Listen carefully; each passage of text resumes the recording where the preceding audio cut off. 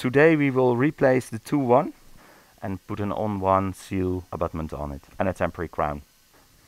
Yes, always make a little incision that the gingiva will not rupture when we extract. Okay, do the same on the palatal side.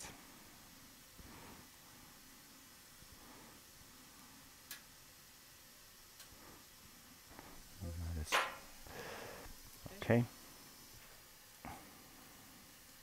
Gonna take it away and try to do it by turning. Yeah, it will come. That's good because sometimes it is very difficult to extract, but now it's very easy. Go to the buccal. You see there's lacking a bit of bone here. Okay, we will start the preparation by using the precision drill. I start really in the palatal wall, a little bit to the distal, because the emergent profile of the 1-1 is also a bit distally. Wait for the water to come. There it is. Make the starting point. You see we are really palatal in the socket. In this case we choose to do it freehand because we have a good side. Planning is easy. Okay. Zeg maar even schoon. We use the 2mm twist drill. Okay.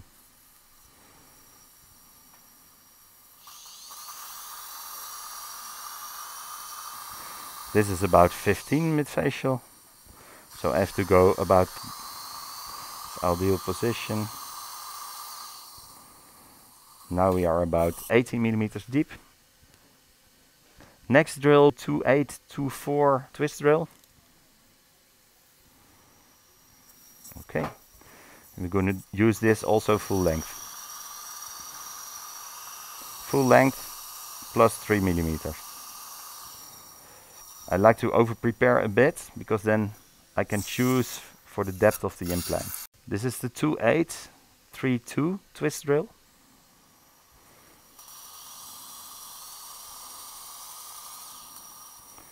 That's it. Now I'm gonna place the drill into the osteotomy like this, and now I'm able to fill the original socket. This creos xenogain, 0.5 gram, the small particles. And now I can feel free to fill the socket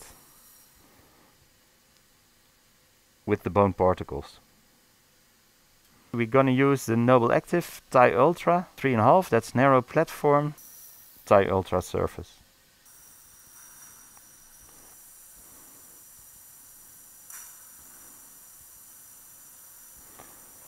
And now already it's very stable.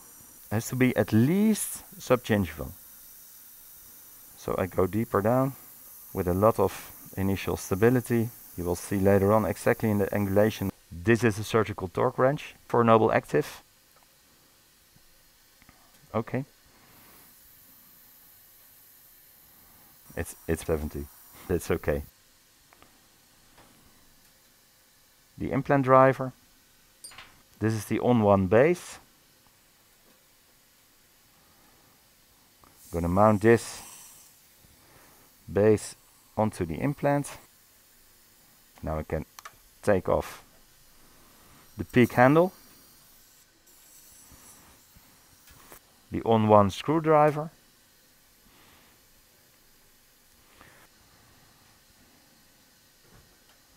okay, and now I want to do it with 35 Newton centimeters.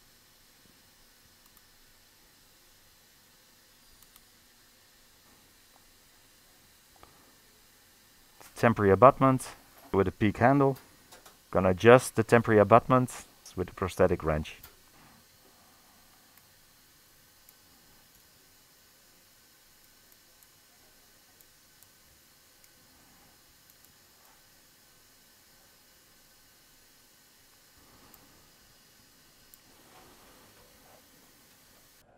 In this case we prepare the TempShell. The position is okay, but the temporary abutment is a little bit too long, so we're going to take off the temporary abutment and adapt it. Now I'm going to unscrew it.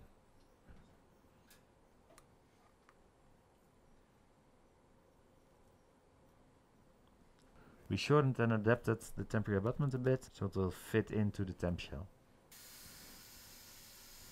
Because we disconnected, we have to torque the base again. Yeah, but I have to feel where it is in the hex. Those are 6 positions though.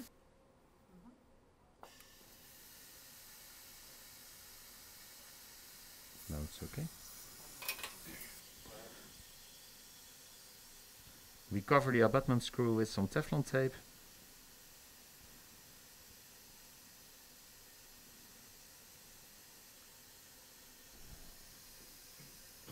We add some resin material to it, just enough to get it fixed. Sorry voor mijn gespetter.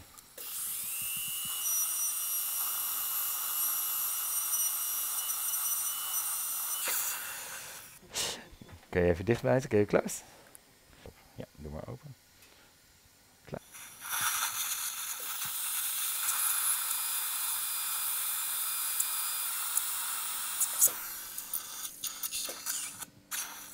Bijt nog eens dicht.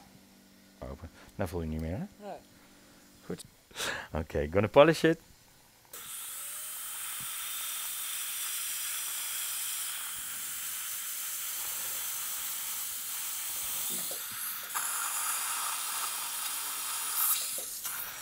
Okay.